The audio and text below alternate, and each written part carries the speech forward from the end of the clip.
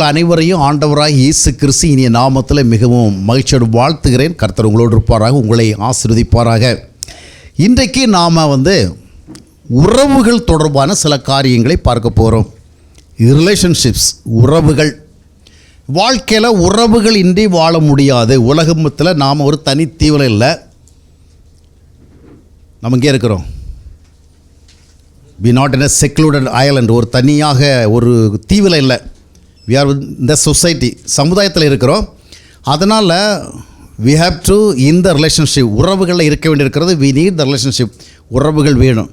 இந்த உறவுகள் விஷயத்தில் 3 முக்கியமான சிந்தனைகளை நாம் இன்றைக்கு பார்க்க போகிறோம். முதலாவது, சில உறவுகள் நாம் விரும்பினோம், ஆனால் அந்த உறவுகள் நம்மை விட்டு விலகிவிட்டது. சில உறவுகளை நாம் விலக்கலை, அது விலகி போயிடுச்சு. அதுபோன்ற ஒரு சூழலில் நமக்கு என்ன தேவைன்னு சொன்னால், அந்த விலகிப்போன உறவுகளினுடைய நிலைமையை ஏற்றுக்கொள்ளுகிற ஒரு மன ஆற்றல் வேணும். அந்த உறவுகளே எண்ணி எண்ணி எண்ணி நம்முடைய வாழ்க்கையை நாம் இன்னும் கடினப்படுத்தாதபடி, கஷ்டப்படுத்தாதபடிக்கு ஏற்றுக்கொள்ளுகிற ஒரு நிலை வேண்டும். அதனால் முதலாவது நம்முடைய வாழ்க்கையில் என்ன வேணும்? தேவ உறவு வேண்டும். அல்லேலூயா. தேவ உறவு நமக்கு ஒரு வலிமையை கொடுக்கிறது. It gives us a strength. அது உறவுகள் சம்பந்தமான சில சூழல்களை நாம் ஏற்றுக்கொள்வதற்கும் தாங்கிக் கொள்வதற்கும் நமக்கு உதவி செய்கிறது. இந்த ஸ்ட்ரென்த்து நமக்கு இல்லைன்னு சொன்னால் நம்முடைய ஹியூமன் எனர்ஜியை கொண்டு நம்ம ஃபேஸ் பண்ண முடியும். அதனால் என்ன பண்ணிடுவோம்னு சொன்னால் நம்முடைய வாழ்க்கையை பல விதங்களை பாதிக்க விட்டு விடுவோம். That will be wounded. நம்முடைய வாழ்க்கை காயப்பட்டு விடும். இறை உறவிலே வாழ வேண்டும். முதலாவது, இறை உறவிலே வாழுகிறவர்களுக்குத்தான் இப்பொழுது நான் சொல்ல போகிற காரியங்களும் ஏற்றுக்கொள்ளப்படத்தக்கதாக இருக்கும். So if we do not have the relationship of God, we cannot have the power. அந்த பவர் இல்லைன்னு சொன்னால் நம்ம என்ன முடியாதுன்னா சில காரியங்களை நம்மால் ஏற்றுக்கொள்ள முடியாது. முதலாவதாக, சில உறவுகள் நம்மை விட்டு பிரிந்து போய்விட்டது. அந்த உறவு பிரிவுக்கு நாம் காரணம் கிடையாது. ஆனால் அந்த உறவை நாம் விரும்பினோம். ஆனால் அந்த உறவு நம்மை விட்டு என்ன செய்து விட்டது? பிரிந்து விட்டது. ஆதியாகமத்தினுடைய ஒரு வேத பகுதியை வாசித்தோம். இங்கே ஆபிரகாமோடு நீண்ட காலமாக தொடர்ந்து வந்து கொண்டிருந்த ஒரு முக்கியமான ஒரு உறவு, லோத்து. ஆனால் இப்போ என்ன நடைபெறுகிறது? 11ஆம் வசனத்தை வாசிக்கலாம். ஆதியாகமம் 13:11. அருகான சமபூமி முழுவதையும் தெரிந்து கொண்டு கிழக்கே பிரயாணப்பட்டு போனான். இப்படி அவர்கள் ஒருவரை ஒருவர் விட்டு பிரிந்தார்கள். அப்போ ஒருவரை விட்டு ஒருவர் செய்கிறாங்க, பிரிகிறாங்க. இதுவரையிலும் ஒன்றா தான் இருந்தாங்க. பிரிவு நடைபெறுகிறது. இந்த பிரிவினைக்கு காரணம் யார் கிடையாது? Not Abraham. ஆபிரகாம் கிடையாது. யார் தான் காரணம்? ஏன் லோத்து பிரிஞ்சு போயிட்டான்னா அது லோத்தினுடைய மனநிலை. சிலருடைய மனநிலைகள் நம்மோடு இசைந்திருக்க இயலாதவைகள். ஒரு நல்லவன் மோசமானவனோடு கூட எப்படியாக என்ன செய்வான்? அனுசரித்து போனால் அவனுக்கு ஏற்றபடி அவனுக்கு இசைந்து போன அர்த்தம் கிடையாது. மேனேஜ் பண்ணிக்குவான். ஒரு தீவனை சகிச்சுக்குவான், தாங்கிக்குவான், பொறுத்துக்குவான். யாருக்கு நடக்கும்? As is a good man, நல்லவனுக்கு. நல்லவன் தீயவனையும் என்ன செய்வான்? சகித்து கொள்ளுவான், தாங்கிக் கொள்ளுவான், அவனை விட்டு விடாதபடிக்கு காத்து கொள்வான். ஆனால் ஒரு தீயவனால் என்ன பண்ண முடியாது? நல்லவனோடு இருப்பது கடினமான காரியம். ஒரு நல்ல இருதயம் அல்லாதவர்களோடும் என்ன செய்யும்? எப்படியாகிலும் அதாவது காம்ப்ரமைஸ் பண்ணி போகிறதில்ல. சூழலுக்கு ஏற்றபடி வளைந்து நெளிந்து என்ன செய்யும்? அந்த உறவை உடைத்து விடாதபடிக்கு, விலைக்கு விடாதபடி கொண்டு. ஆனால் இந்த நல்ல இருதயம் இல்லை என்று சொன்னால், அந்த நல்ல இருதயம் இல்லாதவர்கள் நல்ல இருதயம் உள்ளவர்களோடு என்ன செய்ய முடியாது? ஒத்து போன. இப்போ லோத்து பிரிந்த காரணம் என்ன? ஆபிரகாம் கிடையாது. லோத்துக்குள் எழுந்த தனிப்பட்ட ஆசைகள், அவனுடைய நோக்கங்கள், இவைகள் எல்லாவற்றுக்கும் ஆபிரகாம் தனக்கு உகந்தவனாக இல்லை என்பதை உணர்கிறான். ஆபிரகாமோட இருந்தால் நம்முடைய டார்கெட்டை என்ன செய்ய, நம்ம ரீச் பண்ண முடியாது, நம்முடைய டிசைர் என்ன செய்யாது, ஃபுல்ஃபில் ஆகாது அப்படிங்கிற மாதிரி எண்ணம் இருந்தனால அவனை என்ன பண்ண முடியலை? ஹீ குடன்ட் கண்டினியூ வித் ஆபிரகாமோடு தொடர்ந்து போக முடியலை. இதே ஒரு சூழல் தான் பார்த்திங்கன்னா 2 தீமோத்தேயு 4ஆம் அத்தியாயத்தினுடைய 10ஆம் வசனத்தை வாசித்து பார்க்கும் பொழுது, 2 தீமோத்தேயு 4ஆம் அத்தியாயத்தினுடைய பல வசனங்களை பார்க்கும் பொழுது பவுல் தன்னை விட்டு அநேகர் பிரிந்து சென்று விட்ட காரியங்களை சொல்லுகிறார். ஏன் இவரை விட்டு அநேகர் பிரிந்து செல்ல வேண்டும்? இப்பொழுது ஒருவன் பிரிந்து செல்கிறார். பேரும் சொல்லப்பட்டிருக்கிறது. பேர் என்ன? தேமா இப்பிரபஞ்சத்தின் மேல் ஆசை வைத்து. அப்படின்றால் என்ன அர்த்தம்? பவுல் போன்ற ஒரு நல்ல ஊழியக்காரோடு இருக்கிறத ஆசைப்படலை. எதை ஆசைப்படுகிறான்?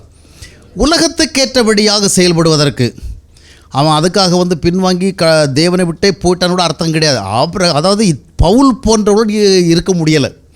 பவுல் போன்றவருடைய வழிகள் வந்து மிக சரியானவைகளாகவும் தேவனுக்கு ஏற்றவர்களாக இருக்கிறபடினால அப்படிப்பட்டவர்களோடு யாரால் இருக்க முடியலை. லோத்து இது தேமா போன்றவர்களால் இருக்க முடியாது. தேமா பிரிந்து போகிற காரணம்னு சொன்னால் பவுல் மோசமானவன் என்பதனால் அல்ல, தேமாவுடைய மனம் வித்தியாசமாக இருந்தது. சில நேரங்களிலே சிலர் வந்து சரியாக இல்லை என்றால் அவர்களால் நம்மோடு இணைந்து போக முடியாது. அதனுடைய விளைவாக அவர்கள் என்ன செய்கிறார்கள்? பிரிந்து போகிறார்கள். அந்த பிரிந்து போகிற ஒரு சூழல் ஏற்படுகிற பொழுது நமக்கு அது ஒரு பெரிய இழப்பு போல தோன்றும், ஒரு உறவை நம்ம இழக்கிறோமே என்று. ஆனால் இதில் வேறு வழியே கிடையாது. என்றால் நாம் இந்த உறவிற்கு பிரிவதற்கு காரணம் அல்ல. அது பிரிகிறதென்றால் இப்பொழுது நமக்கு தேவை இதை ஏற்றுக்கொள்வது. we have to accept it. தேவ உறவுக்குள் நாம் இருக்கும் பொழுது, நம்முடைய மனநிலை சரியாக இருக்கும் பொழுது நாம் என்ன செய்கிறோம்? இது போன்ற சூழல் வருகிற பொழுது ஏற்றுக்கொள்கிறோம். தாவீதுக்கும் சவுலுக்கும் இடையில் நிறைய விஷயங்கள் தொடர்புகளாக இருந்தாலும் சவுல் தாவீதோடு நல்ல உணர்வோடு போக முடியலை. ஏன்னா அவனுடைய செல்ஃபிஷ் திங்ஸ், சுயநலம். தாவீது அவனுக்கு மிகப்பெரிய நன்மை செய்திருந்த பொழுதிலும் கூட அந்த தாவீதுக்கு இசைந்து போனால் ஃப்யூச்சரில் என்னுடைய ஜெனரேஷன் பாதிக்கப்படுங்கிற சிந்தை யாருக்கு வந்து விட்டது? சவுலுக்கு வந்தோட எனக்கு ஒரு மரியாதை எல்லாம் போயிடும். அதனுடைய விளைவாக தனக்கு நல்லது செய்த தாவீதை அவன் என்ன செய்கிறான்? எதிர்க்க ஆரம்பிக்கிறான். இப்போ சொல்லப்போகிற தாவீது ஹீ லைக்ட் சவுல், சவுலை விரும்புகிறான். ஆனால் சவுல் அவனை விரும்பலை. சில நேரத்தில் நாம் விரும்புகிறோம், அவங்க என்ன செய்யலை? நம்மளை விரும்பலை. அப்போ என்ன நடக்கிறது? அந்த உறவில் தொடர முடியலை. இப்போ சவுலை விட்டு தாவீது விலகி போவதற்கு காரணம் என்ன? சவுல் தான். அப்போது ஒரு தீய மனம் ஒருவருக்குள் இருக்கும் பொழுது, இல்லைன்னா ஒரு சரியற்ற மனம் இருக்கும் பொழுது அவரோட சரியான மனதுடையவர்கள் என்ன செய்ய முடியாது? தொடர்ந்து செல்ல முடியாது. அதே நிலைமை தான் தாவீதுக்கு ஏற்பட்டது. யோசேப்பினுடைய சகோதரர்களும் அப்படித்தான். அந்த நல்ல உறவை இழக்கிறாங்க. ஐயோ, ஒரு நல்ல தம்பியை நம்ம கிடச்சிருக்கிறான், நாம் எந்த ஊரில் இருந்தாலும் நம்மளை தேடி கண்டுபிடிச்சி நமக்கு அப்பா கொடுத்து விட்ற பொருட்களெல்லாம் கொண்டு வரான், நல்லா விசாரிப்பான், அப்படிலாம் பார்க்கலாம். அவர்களுடைய மனம் என்ன? இவன் நம்ம விட வந்து வித்தியாசமாக இருக்கிறான், எல்லாருடைய அட்டென்ஷன் ட்ராப் பண்ணுற மாதிரி இருக்கான், ஃப்யூச்சரில் இவன் நம்மளை லாட் பண்ணுற மாதிரி வந்துடுவான் அப்படிங்கிறப்பட்ட ஒரு ஜெலஸ் வந்துட்டதுனால அவனோட அவர்கள் என்ன பண்ணுவான்? அந்த உறவை கண்டிப்பட முடியலை. ஆக சில உறவுகள் நம்மை விட்டு விலகி போகும். இந்த உலகத்தில் எல்லா உறவுகளையும் நம்ம தக்க வைக்க முடியாது, எல்லா ஐக்கியங்களோடு சேர்ந்து போக முடியாது. சில உறவுகள் நம்மை விட்டு விலகி செல்லுகிற பொழுது we don't have any alternative. ஒன்று தான், தேவ உறவை கொண்டு இந்த உறவு இழப்பை என்ன செய்ய வேண்டும்? நாம் ஏற்றுக்கொள்ள வேண்டும். சில நேரங்களில் உறவு பிரிவதற்கு பல காரியங்கள் வந்து அமையும். ஒரு காலகட்டத்தில் பார்த்தீங்கன்னு சொன்னால் பவுலும் பர்னபாவும் they were together, ஒன்றா தான் இருந்தாங்க. அவங்க ரெண்டு பேரையும் கடவுள்னு ஜனங்கள் பார்க்குற அளவிற்கு அவங்க ரெண்டு பேரும் க்ளோஸாக இருந்தாங்க. ஒரு காலகட்டம் வந்தது, அங்கே ஒரு ஈகோ வந்து குறுக்கிட்டது. வாசிக்கலாம் அப்போஸ்தலர் நடவடிக்கைகள் 15:39. அப்போஸ்தலர் நடவடிக்கைகள் 15:39. இதை பற்றி அவர்களுக்குள்ளே கடும் கோபம் ஒன்றும் கிடையாது. நல்ல சக்ஸஸ்ஃபுல் மினிஸ்ட்ரி பண்ணியிருக்கிறாங்க, நிறைய பேர் காஸ்பல் ப்ரெசன்ட் பண்ணியிருக்கிறாங்க. அந்த காலகட்டத்தில் வந்து மார்க் என்கிற ஒரு யோவான் இருந்தான். அது வந்து close relative of that Barnabas ரொம்ப க்ளோஸ் ரிலேட்டிவ். அவன் வந்து கொஞ்சம் இன்டிஃபரண்ட் நடந்துக்கும். ஒரு குறிப்பிட்ட இடத்துல பார்த்தீங்கன்னா ஊழி நடந்துருக்கிற வழியே நான் வீட்டுக்கு போயிட்டு வரேன்னு போயிட்டான். இது பவுலுக்கு ரொம்ப ஆத்திரம் வந்துச்சு. இந்த மாதிரிப்பட்ட ஒரு நெருக்கடிய நிலைமையில இவன் என்ன பண்ணிட்டான்? போயிட்டானே. அப்படிப்பட்டவனை நீ ஃபர்தராக ஃப்யூச்சரில் என்ன பண்ணக்கூடாது, எங்கேயுமே கூப்பிட்டு போடான்னு மைண்டு உள்ள வச்சுட்டார். இப்போ பர்னபாஸும் பவுலும் வந்து நிறைய ஊழியம் பண்ணிட்டு அடுத்த சூழலுக்கு போகும் பொழுது திட்டமிடுறான், பிளான் பண்ணுறவல்ல. பவுல் என்ன பர்னபா என்ன சொல்கிறான்னா, நம்ம அடுத்த போகிறவளை யாரை கூப்பிட்டு போவோம்? இந்த மார்க்குங்கிற யோவானை அழைச்சிட்டு போவோம். உடனே பவுலுக்கு ஆத்திரம் வந்துச்சு. அவனையா? இவனெல்லாம் லாய்க்கப்பட மாட்டான், இவனெல்லாம் அழைச்சிட்டு போகிற எக்ஸ்ட்ரா லக்கேஜ் தான், நமக்கு தான் பாரமாக மாறுவான். அவன் வேண்டாம் அன்னைக்கு அவன் பண்ணதை என்ன பண்ண முடியலை. அதனால் அவங்களுக்கு என்ன வந்துச்சு? கடும் கோபம். சாதாரண கோபம் ஒன்றும் கிடையாது. அப்போ யாருக்கும் கோபம் வரும்? ஊழியக்காரன் கோபம் வரும். எனக்கு கோபம் வந்தாலும் ஆச்சரியப்படாதீங்க, சரியா? ஏன்னா நமக்கு முன்மாதிரி இருக்குல்ல, யார்? பவுலுக்கே கோபம் வந்திருக்கு. அப்போ என்ன சாம்சன் பவுலுக்கு கோபம் வரக்கூடாதா என்ன? Right, okay. அப்போது பார்த்தீங்கன்னா இப்போ ரெண்டு பேருக்குள்ள கடுமையான ஒரு பிரிவினை ஏற்படுகிறது. பவுல் என்ன பண்ணார்? அவன் வந்தால் நான் வரமாட்டேன். பர்னபாஸ் அவன் வரலைன்னா நான் வரமாட்டேன். அப்போ ரெண்டு பேருக்கும் தனி வெளி. மினிஸ்ட்ரி என்ன செய்கிறது? There was broken. அவங்க ஒரு இண்டிபெண்டன்ட், இவர் ஒரு இண்டிபெண்டன்ட், தனித்தனி என்ன செய்கிற போகிறாங்க. ஆனாலும் ஃப்யூச்சரில் பார்க்கும்பொழுது they were again together. ஏன்னா சில நேரங்களில் சில இமோஷனலாக சில காரியங்கள் நம்மளே வந்து என்ன செய்யும், நம்ம நினைக்கிறதா சரின்னு எண்ண தோன்றும். சில காரியங்கள் ஒத்துப்போக முடியாமல் போகும். சில நேரங்களில் நம்முடைய உணர்வுகளை மேற்கொள்ள முடியாது. ஆனால் இது தட் இஸ் காமன், உலகத்தில் இயற்கை. ஆனால் அடுத்த கட்டம் வருகிற பொழுது அந்த உணர்வுகள் என்ன செய்யும்? தண்ணியும், எண்ணங்கள் மாறும், நினைவுகள் மாறும். அப்போ அந்த மாதிரி வருகிற பொழுது மறுபடியும் நம்ம ரெக்கன்சிலேஷனுக்கு என்ன செய்யணும்? ஆயத்தமாகணும். சில நேரங்களில் நம்மை சில விஷயங்கள் பிரித்து விடும். பிரிப்பதற்கு ஏதுவான சில காரியங்கள் வரும். ஆனால் நம்ம எது பிரித்ததோ அது இப்பொழுது சரி செய்யப்படுகிற பொழுது மறுபடியும் அந்த உறவை என்ன செய்ய வேண்டும்? அக்செப்ட் பண்ணணும். ஆனால் சிலருடைய மனம் அவ்விதமாக இல்லை என்றால் அவர்களால் மறுபடியும் என்ன செய்ய முடியாது. ஒருவேளை பவுல் இருந்த இடத்துல வேறு யாராக இருந்தால் கடைசி வரைக்கும் யார் வேண்டாம்னு சொல்லியிருப்பாங்க. மார்க்கும் வேண்டாம், பர்னபாவும் வேண்டாம். அவன் என்னை விட யாரை முக்கியமான அவனுடைய இனத்தானாகிய மார்க்கு தானே பெருசாக நினச்சான். அந்த ஆள் எனக்கு வேண்டாம். ஆனால் பவுல் அப்படி இல்லை. 2 பேருமே தங்களுடைய மனநிலையை மாற்றிக்கொள்வதற்கு ஏற்ற விதம் பக்குவம். என்னால் தேவர் ரூல்டு பை காட். தேவனால் ஆளப்படுகிறவர்களுக்கு சில நேரங்களில் இமோஷனல் சில விஷயம் வரும். ஒரு இடத்துல பார்க்குற விஷயம் நமக்கு ரொம்ப ஆத்திரத்தை ஏற்படுத்தும். அப்படிப்பட்டவர்களோடு ஃபெலோஷிப்பை கண்டிப்பாக பண்ண முடியாது. ஆனால் அடுத்த கட்டத்தில் நிலைமை மாறும்.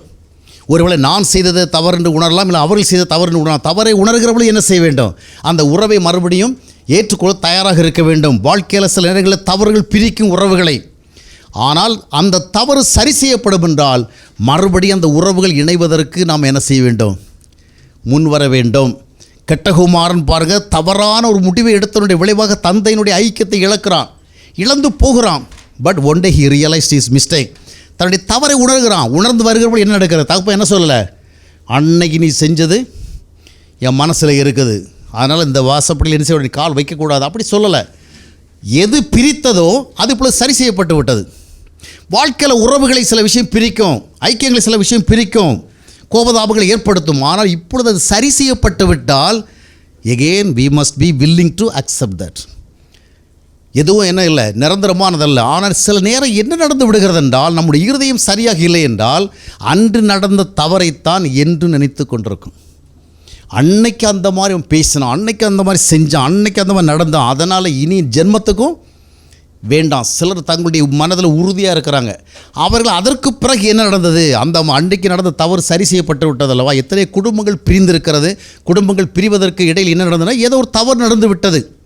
கணவன் தவறிவிட்டான், மனைவி தவறிவிட்டாள், எனவே பிரிவு தவிர்க்க முடியாதாக மாறிவிட்டது. ஆனால் கணவனோ மனைவியோ இப்பொழுது தவறை என்ன செய்து விட்டார்கள்? உணர்ந்து விட்டார்கள். இது போன்ற தவறுகளை இனி தொடராதபடிக்கு தேவனுடைய கிருபையை தேடிவிட்டார்கள். எப்பொழுது ஆண்டவர் அவர்களை ஏற்றுக்கொண்டார். அல்லேலூயா. தவறினவளை ஏற்றுக்கொண்டார். ஆனால் யார் ஏற்றுக்கொள்ளவில்லை? மனிதன் ஏற்றுக்கொள்ளவில்லை. மனைவி செய்த தவறை மனைவி திருத்திக் கொண்டாள். அதற்காக ஆண்டவருடைய கிருபையை தேடினாள். கணவன் செய்த தவறை கணவன் திருத்திக் கொண்டான். ஆனால் என்ன நடந்தது? அந்த கணவன் இனி வேண்டவே வேண்டாம், அந்த மனைவி இனி வேண்டவே வேண்டாம். அதாவது ஹியூமன் பாயிண்ட் ஆஃப் வியூவில் அது நேச்சுரல் தான். ஆனால் நாம் யார்? We are different. நாம் மன்னிக்கப்படுகிற அனுபவத்தை பெறுகிறோம். ஆண்டவராக இயேசு கிறிஸ்து இரத்த சிந்தி நம்முடைய தவறுகளை பாவங்களை நமக்கு மன்னித்திருக்கிறார். அதற்கு அடையாளமாக பரிசுத்த ஆவியை கொடுத்திருக்கிறார். எனவே நாம் ஆண்டவரால் மன்னிக்கப்பட்டவளாக இருக்கிறபடினாலே மற்றவளை மன்னிக்க வேண்டிய கடமையில் இருக்கிறோம். அல்லேலூயா.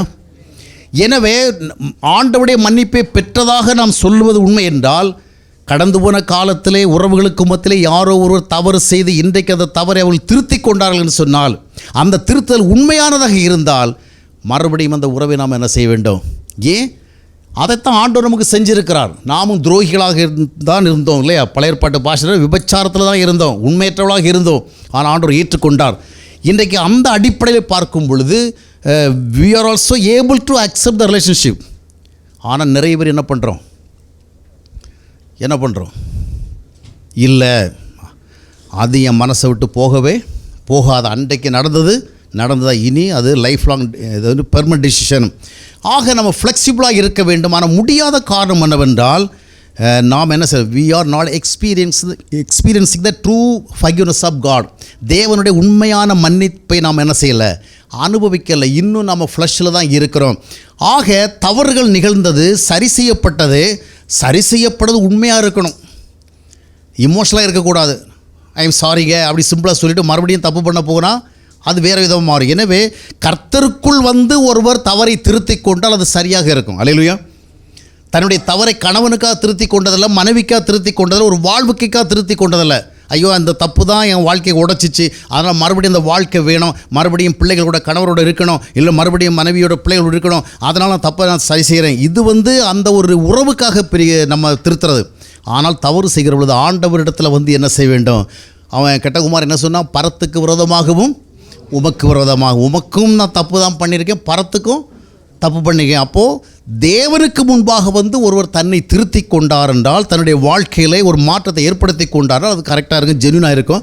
அதை உறுதிப்படுத்தி கொண்டு நாம் என்ன செய்யலாம்? அந்த உறவை ஏற்றுக்கொள்ளலாம். அதை ஏற்றுக்கொள்ள முடியவில்லை என்றால் நாம் இன்னும் எங்கே இருக்கிறோம்? அந்த ஹியூமன் வீக்னஸில் இருக்கிறோம். இதில் நம்ம கிருபை ஆர்டர் தேவை. அது எளிதான காரியம் கிடையாது, கடுமையான காரியம். என்னுடைய வாழ்க்கையோடு நான் ஒரு சிலர் பார்த்துருக்கிறேன். அன்றைக்கு என்னை வெறுத்தவர்கள் இன்றைக்கு வெறுத்து கொண்டிருக்கிறத நான் பார்க்குறேன். ஒரு தேவையும் கிடையாது. அதற்கு பிறகு எத்தனையோ முறை அவளை பார்த்து நான் புன்னகைத்திருக்கிறேன், பேச முற்பட்டிருக்கிறேன், விசாரித்தும் இருக்கிறேன். ஆனால் அவர்கள் தங்களுடைய முடிவில் என்ன செய்கிறார்கள்? அப்படிப்பட்ட அநேகர் எனக்கு கிடையாது. ஒரு சிலர் இருக்கிறதையே நான் உங்களுக்கு சொல்லுகிறேன். என்றால் அவர்கள் தங்களுடைய முடிவிலே இருக்கிற அன்றைக்கு நடந்தது ரைட். ஆனால் மனித வாழ்க்கையில் சில விஷயங்கள் ஒவ்வொரு காலகட்டங்களில் நடக்கும். ஆனால் அவைகளை அவன் உணர்கிறான் என்றால் அதுதான் உண்மையானது. அல்லேலூயா. தவறாத மனிதன் எவருமே கிடையாது. ஆனால் தவறு உணரப்பட வேண்டும், அந்த தவறு உண்மையாக இருக்க வேண்டும். ஆக தேமா அப்போஸ்தலனாகிய பவுலை விட்டு பிரிகிறான், லோத்து ஆபிரகாமை விட்டு பிரிகிறான். வேறு வழி கிடையாது. பவுல் அதை என்ன செய்து கொள்கிறான்? ஏற்றுக்கொள்கிறான். பிரிந்து போவதற்கு நாம் காரணம் அல்ல, நம்முடைய ஒரு நல்ல நிலைப்பாடு, நம்முடைய ஒரு நல்ல மனோபாவம். நாம் ஆண்டவருடைய வழியில் வந்துவிட்ட காரணத்தினாலே அவர்களுக்கு இந்த வழியில் என்ன செய்ய முடியவில்லை? இணைந்து நிற்க முடியவில்லை. அப்படிப்பட்ட நேரங்களிலே நாம் இதை என்ன செய்யணும்? we have to accept it. ஆண்டவருடைய உறவு மட்டும்தான் நம்ம ஏற்றுக்கொள்ளும். ஆண்டவருடைய உறவு மட்டும்தான் நம்ம எப்பொழுதும் விரும்பும். ஆண்டவருடைய உறவு மட்டும்தான் நம்முடைய தவறுகளை என்ன செய்யும்? மன்னிக்கும். எனவே மறுபடியும் இந்த உறவை என்ன செய்ய வேண்டும்? இழந்து போனாதை ஏற்றுக்கொண்டு தான் ஆக வேண்டும். ஆனால் உலகத்தில் ஆண்டவர் விரும்புவது என்ன? இழக்கப்பட்ட உறவுகளை என்ன செய்ய வேண்டும்? மறுபடியும் பெற வேண்டும். அடுத்ததாக ஒரு உறவை குறித்து பார்க்க போகிறோம். இந்த உறவு விலக மறுக்கிறது, ஆனால் விலக வேண்டிய உறவு.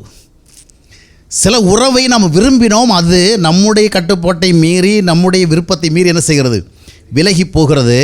ஆனால் சில உறவுகள் நமக்கு விலக வேண்டிய உறவுகள், அது நமக்கு உகந்த உறவை அல்ல. ஆனால் அந்த உறவுனால் நமக்கு விகாசம் பெனிஃபிட். சில நேரங்களில் சிலருடைய உறவை நாம் என்ன செய்கிறோம்? விடாமல் தொடர்கிறோம். காரணம் என்னவென்றால் அதில் நமக்கு சில யூஸ்ஃபுல்னஸ் இருக்குது, பயன் இருக்குது, நமக்கு சுய ஆதாயம் இருக்குது, அவங்களால் நமக்கு சில பெனிஃபிட்ஸ் இருக்குது. அப்போ அந்த மாதிரி இருக்கிறதுனால அந்த உறவை விடுவதற்கு நமக்கு மனசு கஷ்டமாக இருக்கிறது. சில நேரங்களிலே நாம் ஒருவரோடு ஏற்படுத்தி கொள்கிற உறவுகள் தேவனுடைய பார்வையில் நலமல்ல. இந்த உறவினால் உலக பிரகாரமாக நமக்கு சில நன்மைகள் இருக்க முடியும், நமக்கு சில வலிமைகள் இருக்க முடியும். இந்த மாதிரி உறவெல்லாம் நமக்கு இருந்தால் தான் நாம் என்ன செய்ய முடியும்? எல்லா சுச்சுவேஷன்லையும் ஸ்ட்ராங்காக இருக்க முடியும், என்ன வரும். ஆனால் God doesn't like it. ஒரு உறவினுடைய கேரக்டர் சரியில்லை, ஒரு உறவினுடைய தரம் சரியில்லை, ஒரு உறவினுடைய நிலைமை சரியில்லைன்னு சொன்னால் அதனால் நம்ம எவ்வளோ பெனிஃபிட்ஸ், எவ்வளோ பிரயோஜனம் இருந்தாலும் ஆண்டவர் எதை விரும்புகிறார்? நீ அதை விட்டு விலக வேண்டும். ஆகாப் ராஜாவுக்கும் யோசபாத் ராஜாவுக்கும் இடையில் இருக்கிற வித்தியாசம் என்னென்னா, ஆகாப் ராஜா ஓப்பனாக தேவன் என்ன எதிர்க்கிறவன். அவன் எப்பொழுதுமே he was standing against the will of God, தேவனுடைய விருப்பங்களை எதிர்த்து நிற்கிறோம். ஆனால் யோசபாத் அப்படி இல்லை, தேவனுடைய விருப்பங்களுக்கு இசைந்து வாழ விரும்புகிறோம். ஆனால் அப்படிப்பட்ட யோசபாத் ஒரு காலகட்டத்தில் இமோஷனலாக என்ன பண்ணுவான்னா, 2 நாளாகவும் 18ஆம் அத்தியாயத்தினுடைய 3ஆம் வசனத்தை வாசிக்கும் பொழுது ஆகாப் ராஜா சொல்கிறான், இந்த மாதிரி எனக்கு ஒரு இடத்த இழந்துட்டு அதை நான் படையெடுத்து போய் பிடிக்கணும், நீ எனக்கு ஹெல்ப் பண்ணுறியா அப்படின்னு கேட்டோன்னே இவர் யாராக மாறிட்டார்? ஏன்னா 2 பேர்கிட்ட ரொம்ப பகமை இருந்துகிட்டு இருக்குது. இப்போது அந்த ராஜா அப்படி கேட்ட உடனே யோசபாத் எல்லாத்தையும் மறந்துடுறான். மறந்து என்ன சொல்கிறான்? இஸ்ரவேலின் ராஜாவாகிய ஆகாப் யூதாவின் ராஜாவாகிய யோசபாத்தை நோக்கி, கிளையாத்துள்ள ராமோத்துக்கு என்னோட வருகிறீரா என்று கேட்டதற்கு அவன், நான் தான் நீர், என்னுடைய ஜனங்கள் உம்முடைய ஜனங்கள். நான் தான் நீர், என்னுடைய ஜனங்கள் தான் உம்முடைய ஜனங்கள். கொஞ்ச நேரத்தில் இந்த ஆகாப் யாருன்னே பார்க்க தவறுகிறான். Anyhow he was a king, ஒரு ராஜா. அதனால் இவன் என்ன பண்ணால், நமக்குள்ள ஒரு அண்டர்ஸ்டாண்டிங் நல்லது தானே. நான் இன்றைக்கி அவனுக்கு ஒரு பிரச்சனை, நம்ம போன நாளைக்கு நமக்கு ஒரு பிரச்சனை என்ன செய்வான்? அவன் வருவான். ஆனால் அவனுடைய தரத்தை, அவனுடைய நிலைமையை பார்க்க தவறி விடுகிறான். யோசபாத்து ஒரு நீதிக்கு முக்கியத்துவம் கொடுக்கிறவன். ஆனால் ஆகாப் எப்போவுமே டெஃபியண்டாக இருக்கிறவன். எப்போவுமே ஸ்டிஃப் நெக்கடாக இருக்கிறான், அதாவது வழங்கா கழுத்துள்ளவனாக இருக்கிறவன். அப்படிப்பட்டவனுடைய தரம் என்ன? அப்படி அறியாதபடி அவர்களுக்குள்ளே ஒரு உறவை ஏற்படுத்தி கொண்டால் அதனுடைய விளைவை பார்க்கும் பொழுது ஒரு யுத்தம் வருது. யுத்தத்தில் தேவன் இவனுக்கு ஏதோ கிருபை செஞ்சதுனால தப்பிச்சிட்டான், இல்லைன்னா இவன் கதையும் முடிஞ்சிருக்கும். அதை தொடர்ந்து ஒரு தீர்க்கதரிசி அவனுக்கு சொல்கிறான் பாருங்கள். 2 நாளாகும் 19ஆம் அத்தியாயத்தினுடைய 1ஆம் வசனத்தை வாசித்து பார்க்கும் பொழுது, உறவுகள் நல்லது தான், ஐக்கியங்கள் நல்லது தான், ஆனால் யாரிடத்தில் நாம் அந்த உறவை வைத்திருக்கிறோம், எப்படிப்பட்டவர்களோடு பழகுகிறோம், எப்படிப்பட்டவருடைய உறவை முக்கியமாக எண்ணுகிறோம், அப்படி பார்ப்பது மிகவும் அவசியமாக இருக்கிறது. அங்கே என்ன பார்க்குறோம்? 19:1. அப்பொழுது அனானியின் குமாரனாகிய யெகூ என்னும் ஞானதிருஷ்டிக்காரன் புறப்பட்டு அவனை சந்தித்து ராஜாவாகிய யோசபாத்தை நோக்கி, துன்மார்க்கருக்கு துணை நிற்கின்ற கர்த்தரை பகைக்கிறவர்களை நீர் சிநேகிக்கலாமா? நீ துணை நிற்கிற தப்பு கிடையாதுப்பா. ஒரு சரியான வழியில் போகிற நீ துணை நில்லு. நீ யாருக்கு துணை நிற்கிற? எப்பொழுதுமே தேவனுடைய வழிகளுக்கும் நியாயங்களுக்கு எதிராக நிற்கிற ஒரு மனிதனுக்கு நீ துணை நிற்கிறாய். அப்போது துன்மார்க்கனுக்கு துணை நின்று நீ கர்த்தரை பகைக்கிறவனுக்கு நீ சிநேகிக்கலாமா? அப்போ கர்த்தருடைய வழிகளை பகைக்கிறார்கள், கர்த்தருடைய வார்த்தைகளை பகைக்கிறார்கள், கர்த்தர் விரும்புகிற நீதியை பகைக்கிறார்கள், கர்த்தர் விரும்புகிற நியாயத்தை. அப்படிப்பட்ட பகைஞர்களுக்கு நாம் யாராக மாறக்கூடாது? நண்பர்களாக மாறக்கூடாது. அதாவது தொடர்புகளை வெட்ட முடியாது. உலகத்தில் இருக்கும் பொழுது நல்லவன் கெட்டவன் எல்லாரோடையும் நமக்கு தொடர்புகள் இருக்கும். ஆனால் அவர்கள் நமக்கு நண்பர்களாக மாறிவிடக்கூடாது. அவிசுவாசியோடு அந்நிய நுகத்தில் பிணைக்கப்படாதிருப்பீங்களா? ஒளிக்கும் இருளுக்கும் சம்பந்தம் இது. அப்போ இந்த உலகத்தில் கர்த்தரை அறியாதவர்கள் இருளாக இருக்கிறார்கள் என்பதை புரிந்து கொள்ள வேண்டும். அவர்கள் கர்த்தருடைய நியாயங்களுக்கு எதிராக இருக்கிறார்கள் புரிந்து கொள்ள வேண்டும். அவர்களுக்கு நீங்கள் நல்லதை செய்யுங்கள், அவர்கள் நல்லதை செய்தால் ஏற்றுக்கொள்ளுங்கள். ஆனால் அவர்களோடு நீங்கள் இசைந்து என்ன செய்யக்கூடாது? போகக்கூடாது. இதில் 2 பிரச்சனை நடக்கும். ஒன்று, நீங்கள் அவரை நண்பர்களாக்கி கொண்டீர்கள்னு சொன்னால், ஏதோ நமக்கு சில பிரயோஜனம் இருக்குது, நமக்கு பக்கபலமாக இருக்கிறானே, ஏதோ ஒரு அப்பட்டவுனா நமக்கு உதவி செய்கிறானே, அப்படிங்கிறதுக்காக அவனோடு நீங்கள் நெருங்கி இசைந்து போவீர்கள்னு சொன்னால் 2 விஷயம் நடக்கும். ஒன்று, அவர்களுடைய வழிகளில் உங்களை இழுத்து கொள்வார்கள். இப்போ இஸ்ரவேல் மக்களை எகிப்திலிருந்து விடுவித்த பிறகு மோசே மூலமாக தேவன் திரும்ப திரும்ப சொன்ன காரணம், அங்கு சென்று அந்த குடிகளோடு நீங்கள் என்ன பண்ணக்கூடாது? உடன்படிக்கை பண்ணக்கூடாது. ஏன் பண்ணக்கூடாது? அவர்கள் கற்று வைத்திருக்கிற தவறான வழிகளை உங்களுக்கு கற்றுக் கொடுத்துருவாங்க. அவர்கள் கல்லையும் மண்ணையும் வணங்கி ஒரு விதமான ஆன்மீகத்தில் இருக்கிறாங்க. அந்த மாதிரிப்பட்ட தவறான பழக்க வழக்கங்கள் உங்களுக்கு வந்துவிடும். உங்களுக்கோ சரியான வழியில் கற்பிக்கப்பட்டிருக்கிறது, அவைகளை பின்பற்ற விடாதபடிக்கு அந்த வழியில் செய்துவிடும் என்று சொல்லி பி கேர்ஃபுல் எச்சரிக்கை கொடுத்தார். அப்போது சில நேரங்கள் அவருடைய வழிகளுக்கு நம்ம இழுத்து விடுவார்கள்.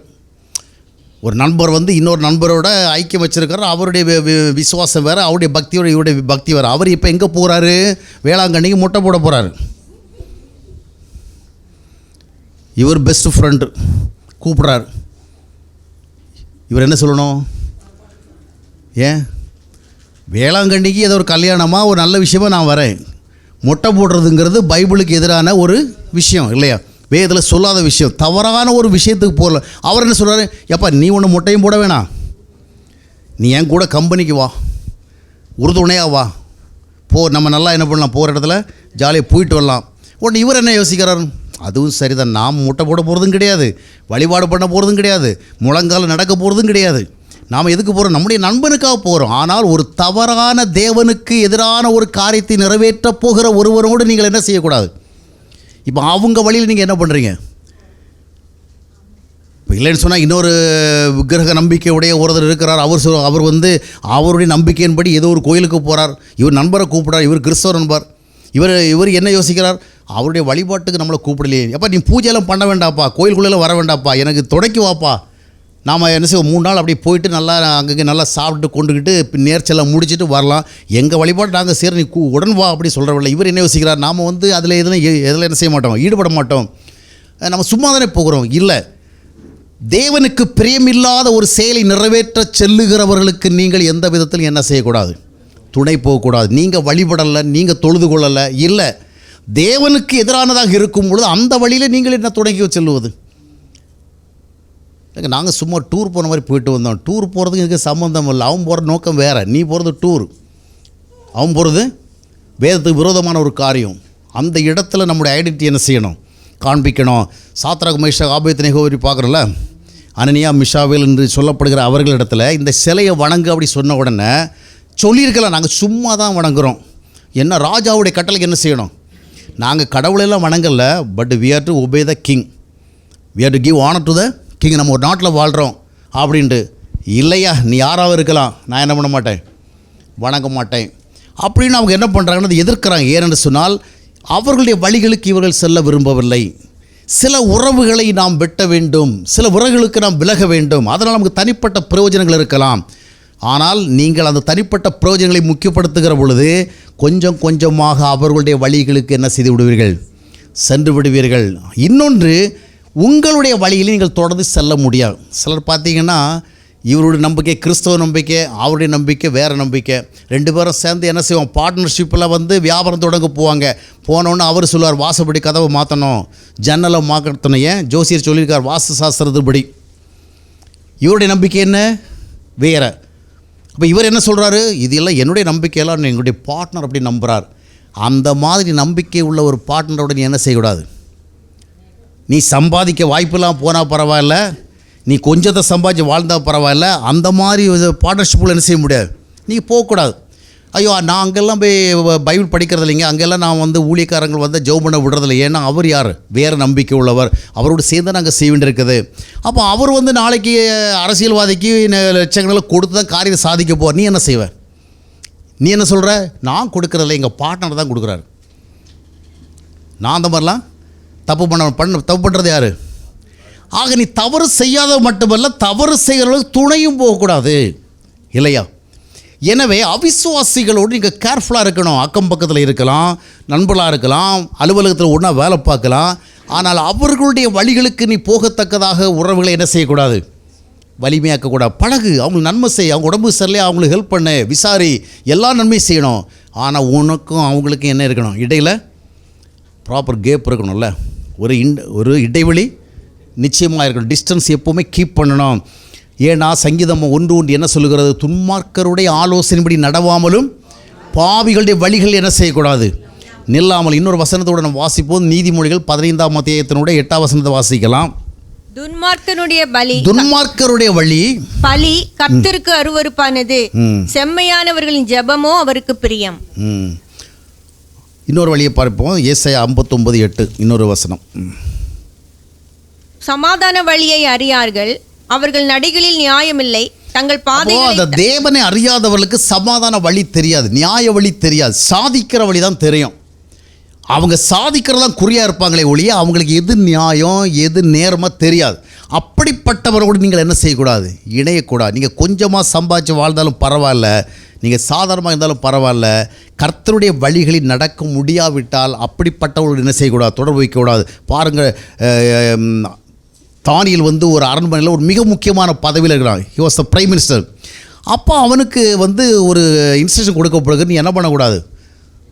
ஃபார் 30 days வந்து ராஜாவை தவிர வேறு யாரும் என்ன பண்ணக்கூடாது. அது ஒரு ட்ராப். அவனை வந்து ஒரு கவிழ்க்கிறக்காக பண்ண ஒரு தந்திரங்கள். அவன் என்ன பண்ணுறான்?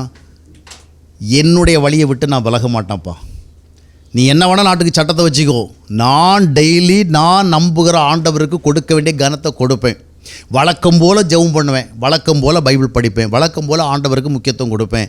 இதில் நான் என்ன செய்வேன்? காம்ப்ரமைஸ் ஆகி வரவே மாட்டேன். அப்போ ஹி வாஸ் ஸோ ஸ்ட்ராங். அதனால் பிரதம மந்திரி பதவி போகிறது மட்டுமல்ல, சிங்க குகைக்குள்ளே போக வேண்டிய நேர்ந்தது. ஆனால் அவன் ஏற்றுக்கொண்டான். காரணம் என்னவென்றால், சில உறவுகளை நாம் வெட்டித்தான் ஆக வேண்டும். சில உறவுகள் நமக்கு உகந்தது அல்ல, அவைகள் ஒரு நாள் அவருடைய வழியிலே கொண்டு செல்லும். இல்லை என்றால் நம்முடைய வழிகளை செல்ல விடாதபடிக்கு தடுக்கும். ஏதாவது ஒரு விதத்தில் நீங்கள் என்ன செய்வீர்கள்? பாதிக்கப்படுவீர்கள். அப்படி தான் நிறைய திருமண உறவுகள் அமைந்து விடுகிறது. நிறைய பேர் என்ன நினைக்கிறாங்க? நாம் வந்து அவங்கள கல்யாணம் பண்ணிக்கிட்டோன்னா ஒரு ஆத்துமா என்ன செய்யப்படும்? ரட்சிக்கப்படும், பரலோகத்துக்கு ஒரு ஆள் கிடைக்கும் அப்படின்னு. இப்படி நம்ம ஒவ்வொரு தடவை கல்யாணம் பண்ணி ஒரு ஆத்மாவை ரட்சிக்க போனால் ரொம்ப சிக்கலுங்க. அப்புறம் அவங்க சொல்லாருமே, வேறு ஒன்றுக்கு இல்லைங்க, நான் ஏற்கனவே கல்யாணம் ஆயிடுச்சு, ஒரு ஆத்மா ரட்சிக்கப்படாதா அப்படிங்கிறதுக்காக அவங்கள என்ன பண்ணிட்டேன்? ஏன்னா நான் ரத்தம் சிந்தி ஆண்டவர் கொடுத்து அந்த ரட்சிப்பு அவங்க என்ன பண்ணிடக்கூடாது? இழந்துடக்கூடாது. ஆக இதெல்லாம் வழி கிடையாது. மனம் திரும்புறதுக்கு ஒரே ஒரு வழி தாங்க உண்டு, காஸ்பல் சொல்கிறது தான். வேறு எதுவும் வழி கிடையாது. அதனால் கல்யாணம் பண்ணுறதுக்காக இயேசுனாரை ஏற்றுக்க சொல்லி இதே பெரிய தவறுங்க. இதுதான் பெருந்த, அதாவது டெரரிசங்கிறது தான். ஒரு பொண்ணை கல்யாணம் பண்ண விரும்பி அந்த பொண்ணு வேறு மதம், அந்த பொண்ணுக்கிட்ட போய் நீ ஞானஸ்நானம் எடுத்தால் என்ன பண்ணிக்கிற? இதாங்க கட்டாய மத மாற்றங்கிறது. இது உண்மைதான், இது கட்டாய மத மாற்றம் தான். ஒரு ஆம்பளையை விரும்புகிறவெல்லாம் ஒன்றும் முன்ன பின்ன பார்க்காம விரும்பிடுது. அதுக்கு பிறகு பிரச்சனை வந்தோடனே அவன் பையன் ஒத்துக்கிட்டான். எதுக்கு ஒத்துக்கிட்டான்? ஞானஸ்நானம் எடுக்க தான் ஒத்துக்கிட்டான். அவன் ஆண்டவரை ஏற்றுக்கிட்டானா? இவ்வளோ கல்யாணம் பண்ணுறாக்க அவன் என்ன பண்ணிட்டான், இவங்களுக்கு ரொம்ப சந்தோஷம். பையன் என்ன பண்ணிட்டான், அவன் என்ன பண்ணிட்டான், ஆமாம் கன்வெர்ட் என்ன கன்வெர்ட் மனைவி அடைவதற்காக இயேசுநாதரை ஏற்றுக்கொண்டு இயேசுநாதரை ஏற்றுக்கொள்ளலை. இதெல்லாம் சரியான வழிகள் கிடையாது. காஸ்பல் சொல்லி தான் மறந்துருமே ஒழிய கல்யாணம் பண்ணுறதுக்காக இயேசுநாதரை ஏற்றுக்கிறதே ஒரு கொச்சையான வழி. கல்யாணம் பண்ணுறதுக்காக இயேசுநாதரை ஏற்றுக்கொள்ளணும், இனி மதத்தை எதுக்கு ஏற்றுக்கொண்டாய்? இது கட்டாய மத மாற்றம்.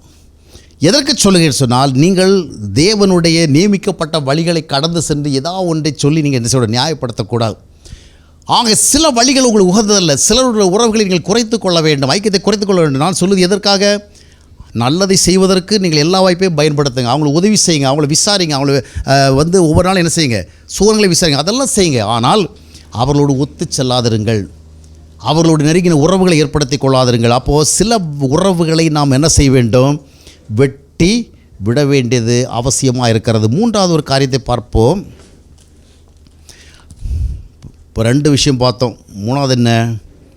சில உறவுகள் இந்த உலக வாழ்க்கையிலே நமக்கு அவசியமானவைகள், ஆனால் அவைகள் பல நேரங்களிலே நமக்கு மிகவும் மன வருத்தத்தையும் வேதனையும் தருகிறவர்களாக இருக்கலாம். ஆனால் இந்த உறவுகளை நாம் தக்க வைக்க வேண்டியது நமக்கு அவசியமானதாக இருக்கிறது. சில உறவுகளை நாம் இழப்பதற்கும் தயாராக இருக்க வேண்டும். சில உறவுகளை நாமே முன்வந்து என்ன செய்ய வேண்டும், இழக்கவும் வேண்டும். ஆனால் சில உறவுகள் விலகி போய் விடாதபடிக்கு நாம் என்ன செய்ய வேண்டும், தக்க வைக்க வேண்டும். இந்த உலகத்தில் நாம் உறவுகளோடு வாழ அழைக்கப்பட்டிருக்கிறோம். அது கணவன் மனைவி உறவாக இருக்கலாம், பெற்றோர் பிள்ளைகள் உறவாக இருக்கலாம், இல்லைன்னா அயலகத்தாரோட உறவாக இருக்கலாம், இல்லை அலுவலக உறவாக இருக்கலாம். ஏதோ நட்புகளோடு வாழ வேண்டிய அவசியம் இருக்கிறது. இந்த நட்புகளுக்கிடையே சில காரியங்கள் வந்துவிடும். அப்படி வருகிற பொழுது அந்த உறவினுடைய அவசியத்தை நீங்கள் என்ன செய்ய வேண்டும், புரிந்து கொள்ள வேண்டும். தேவன் உங்களுக்கு சில உறவுகளை கொடுத்திருக்கிறார்.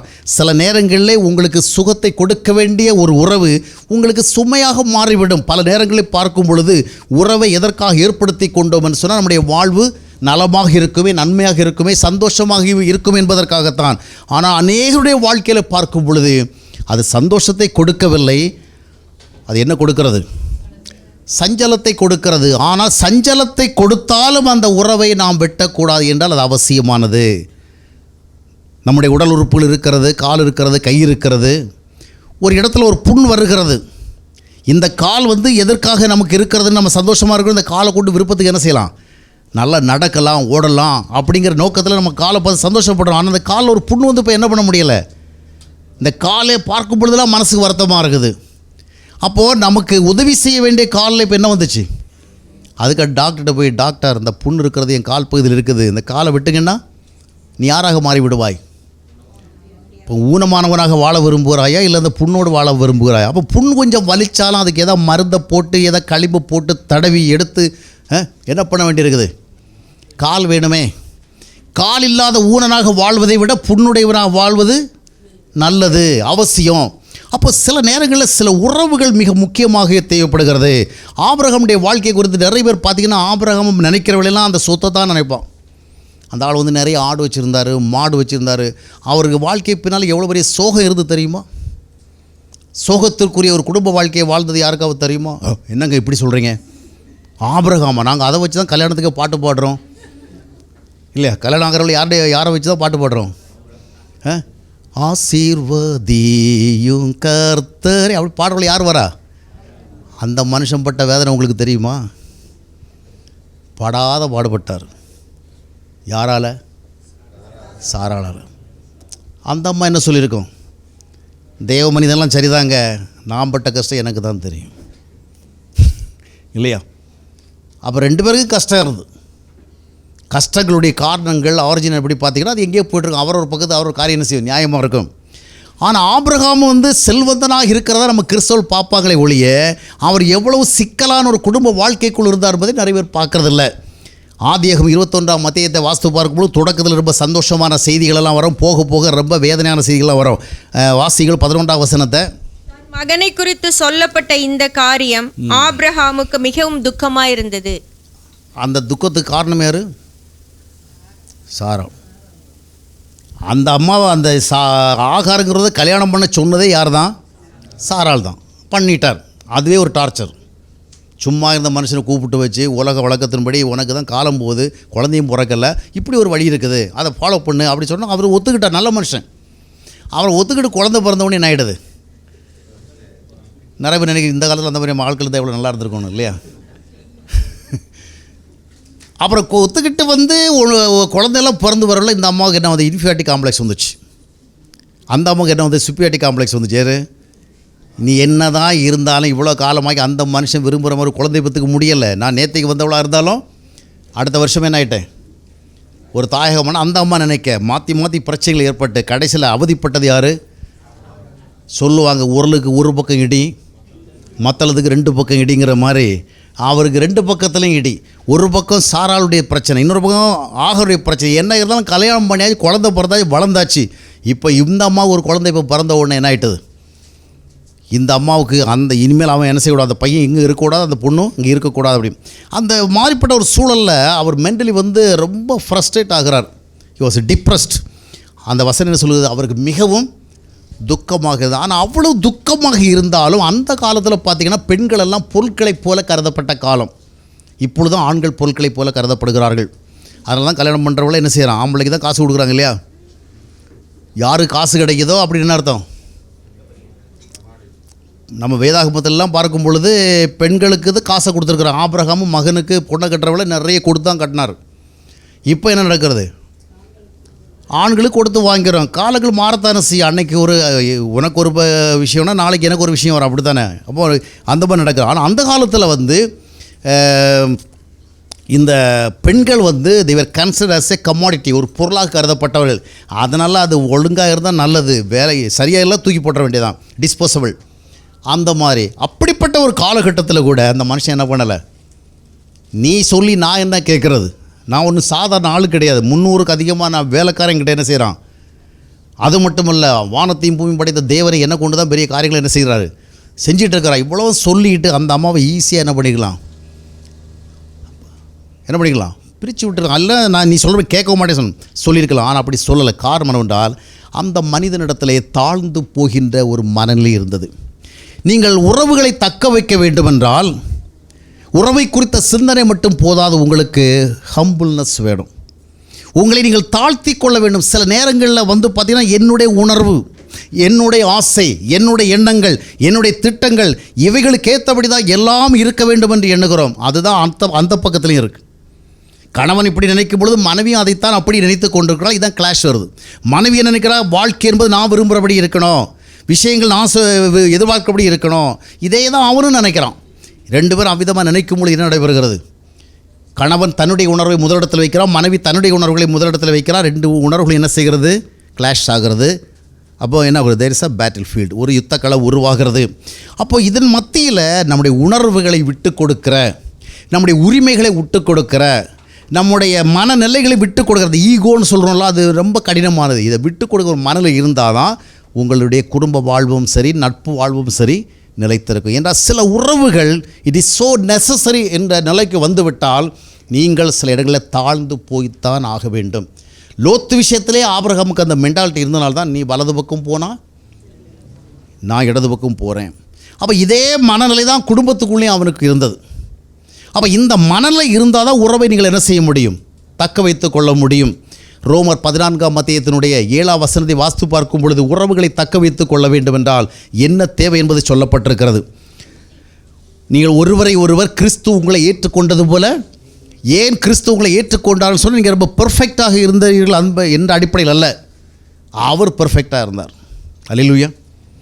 அவர் முழுமையாக இருந்தபடினாலே உங்களுடைய அரைகுறை நிலைகளை அவர் ஏற்றுக்கொண்டார்.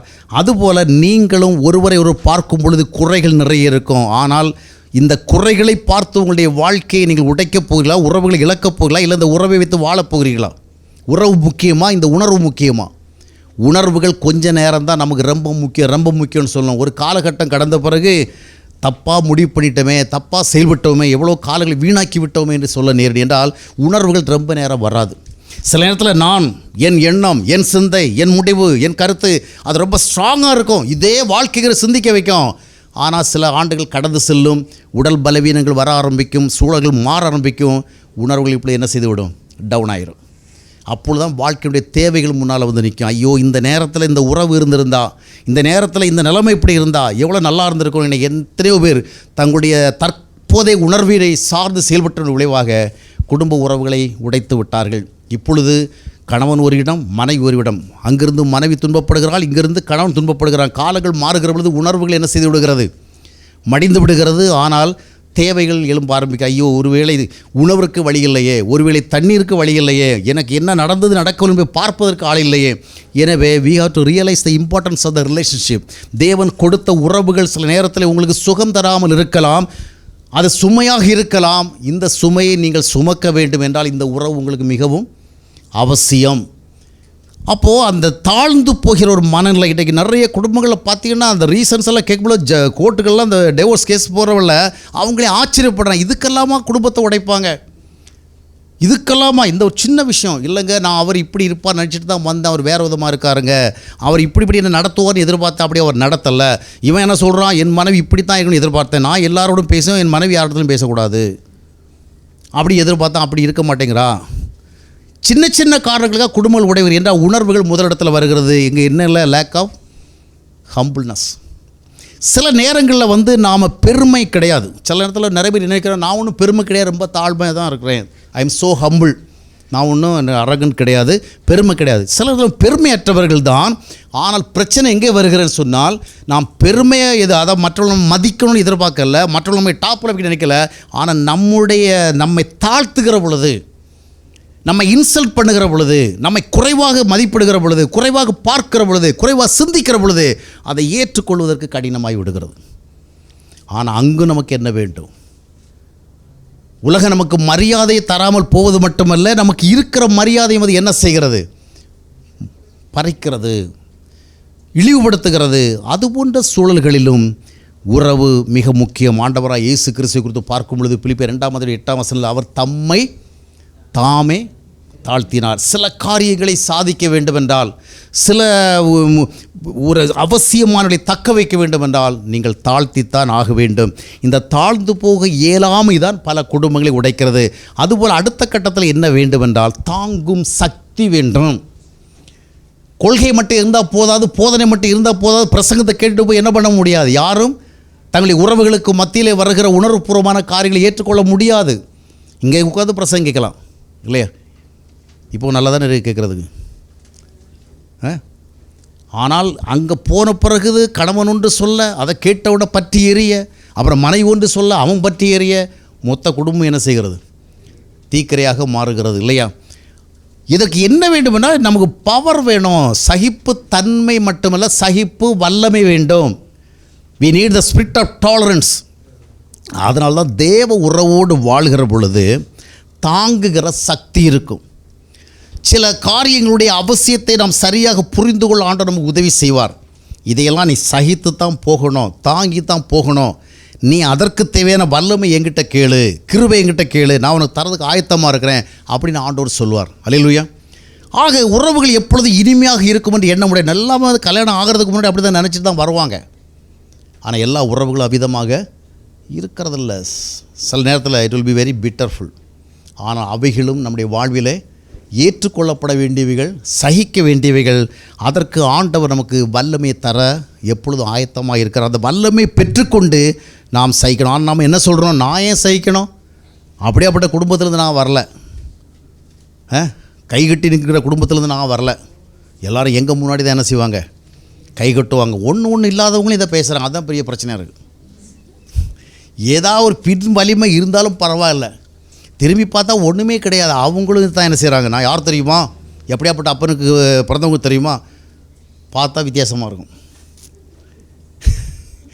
அது வேறு ஒன்றும் இல்லைங்க. இந்த மனம் இருக்குது பாருங்கள், நிறைய இருக்கிறவனுக்கும் ஒரே விதமாக தான் செயல்படுது. உணர்வுங்கிறது, அந்த ஃபீலிங்கிறது இருக்கிறவனுக்கும் அப்படி தான் செயல்படுது, இல்லாதவனுக்கும் ஒன்றும் வேண்டாங்க. 4 குப்பைத்தோட்டிலேருந்து பொறுக்கி சாப்பிட்றாங்களா, அவங்க கூட சில வேளை பார்த்திங்கன்னா உன் சாப்பாடை எனக்கு வேண்டியது கிடையாது, வேறு அவனுக்கு கொடுப்பான். அவன் குப்பைத்தூளும் எடுத்து சாப்பிடுவான். ஆனால் சில நேரங்களில் அவனை நீங்கள் கொஞ்சம் வித்தியாசமாக நடத்திட்டீங்கன்னா என்ன ஆகிடும், உன் சாப்பாடு நீயே சாப்பிடு போ, உன் வீட்டுக்காரனு கொடு, உன் வீட்டு சாப்பாடெல்லாம் சாப்பிட்ற அளவுக்கு கூட நான் அவனை தாழ்ந்து போகலை, நான் அடுத்த குப்பை தொட்டிக்கு போகிறேன். அந்த மாதிரி மனிதனுக்கு என்ன உணர்வுகள் இருக்குது, அவன் நல்ல பெரியவனோ தாழ்ந்தவரும். எனவே நமக்கு என்ன வேணும்? சகிப்புத்தன்மை. இப்போது இந்த சகிப்புத்தன்மை, தாழ்ந்து போகிற தன்மையெல்லாம் எங்கிருந்து இங்கே வரும்? பைபிள் படித்தா வருமா? பைபிள் படித்தா தாழ்ந்து போகணும்னு அது சொல்லும். பிரசங்கம் கேட்டால் தாழ்ந்து போகணும்னு சொல்லும். எல்லாரும் சொல்கிறாங்க, எனக்கு செய்ய வரணுமே. அதற்குத்தான் தேவனுடைய திட்டத்துக்குள்ளே நாம் இணைந்திருக்க வேண்டும். அல்லேலூயா. அந்த திட்டத்துக்குள்ளே இணையலைன்னா இந்த மாதிரி அட்வைஸ் எல்லாம் ஒர்க் அவுட் ஆகவே ஆகாது. ஆபிரகாம் எதனால் சாராளுடைய சூழல்களை ஏற்றுக்கொண்டார் என்று பார்க்கும் பொழுது வேறு ஒன்றும் கிடையாதுங்க. ஆண்டவர் உடனே வந்து பேசுகிறார், இது மாதிரி என் பிளான் உன் வாழ்க்கையில் நிறைவேறணும்னா இது போன்ற சூழல் நீ என்ன செய்யணும்? You have to accept. உன்னை நான் ஒரு விசேஷமான திட்டத்துக்கு அழைச்சிருக்கிறேன்.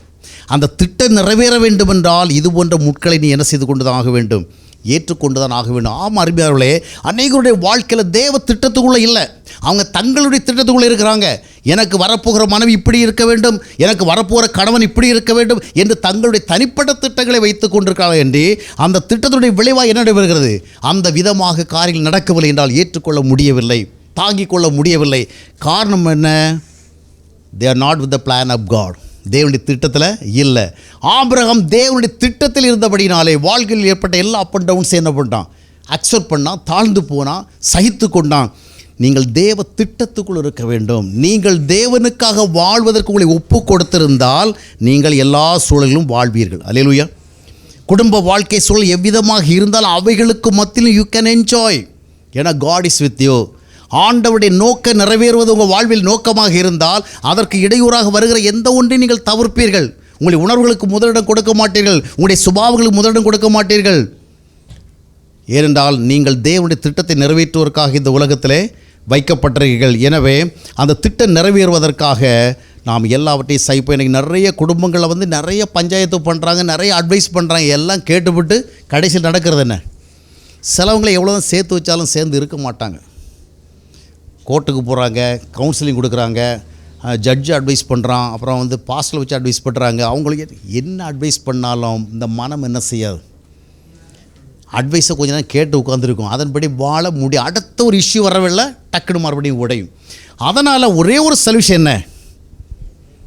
தேவனுடைய திட்டத்துக்குள் இணைய வேண்டும். நீங்கள் கர்த்தருடைய திட்டத்தில் இருந்தால் கர்த்தருடைய ஐக்கியம் உங்களோடு இருக்கும். கர்த்தருடைய ஐக்கியம் உங்களோடு தான், கர்த்தருடைய வல்லமை உங்களோடு இருக்கும். அப்பொழுது ஆண்டவருக்காக இவைகளை ஏற்பது உங்களுக்கு லகுவாக இருக்கும். அல்லேலூயா. ஆண்டவருக்காக, தேவனுக்காக, தேவனுடைய திட்டத்திற்காக. என்றால் தேவனுடைய திட்டத்தை நிறைவேற்ற வேண்டும் என்றால் சில உறவுகளுக்குள் நீங்கள் இருந்து தான் ஆக வேண்டும். உறவுகளை உடைத்து விட்டு என்ன செய்ய முடியாது? தேவனுடைய திட்டத்துக்குள்ளே இருக்க முடியாது. நான் தேவனுடைய மனிதன், ஆனால் உறவை உடைத்து விட்டேன் என்று சொன்னால் அது ஒருபோது சாட்சியாக இருக்காது.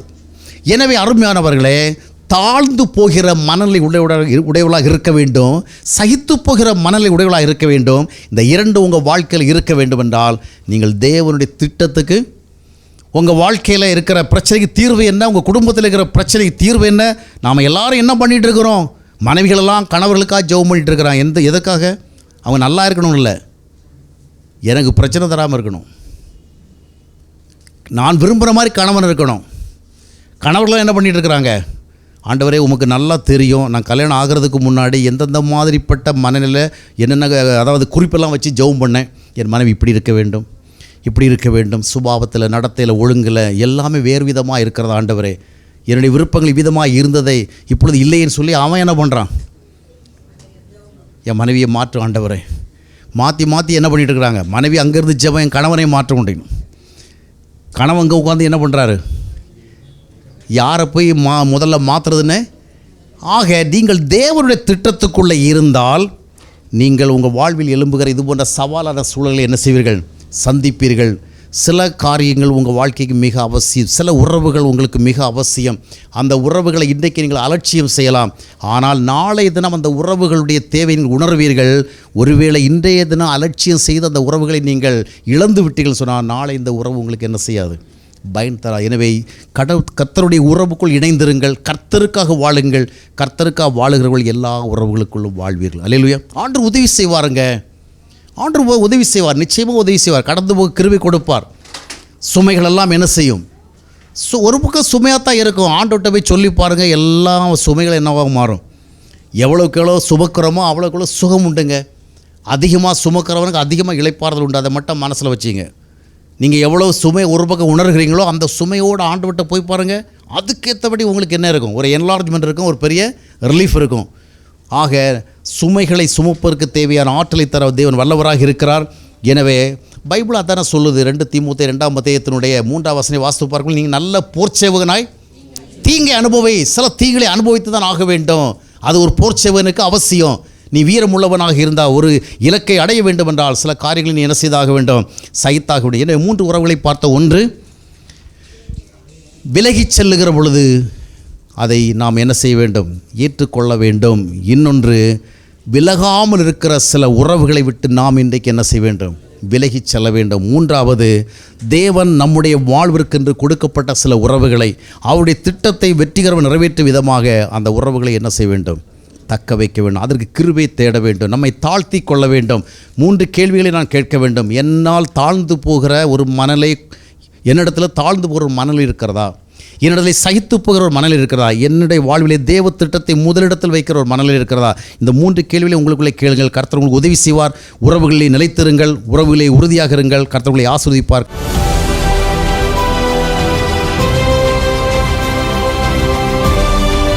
அன்பானவர்களே, ஜீவ நீரோட யூடியூப் சேனலை சப்ஸ்கிரைப் செய்திடுங்கள். சப்ஸ்கிரைப் பட்டனை கிளிக் செய்து பெல் சின்னத்தையும் கிளிக் செய்து தினமும் புத்தம் புதிய தேவ செய்திகளை உடனுக்குடன் பெற்றிடுங்கள்.